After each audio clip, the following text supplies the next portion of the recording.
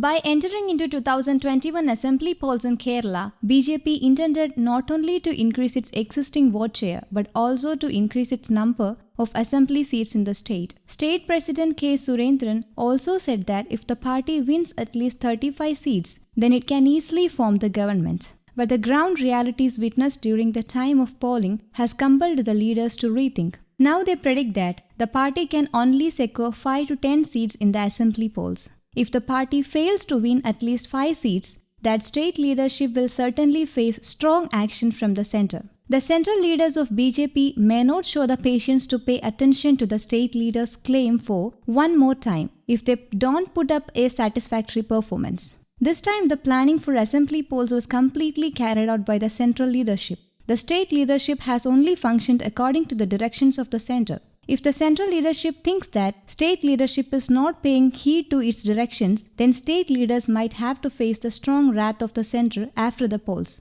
BJP had not followed their old strategy of launching strong campaign in all constituencies this time. Instead, they had unleashed strong electioneering only in those areas where a neck-and-neck fight was likely to happen. Party workers also alleged that in other areas, the campaigning was not carried out properly. Most of the pre-poll surveys conducted in Kerala predict 0 to 2 seats for BJP, but the central leadership will not be satisfied with this. State leaders believe that if there are chances for a hung assembly, then BJP might become a crucial power.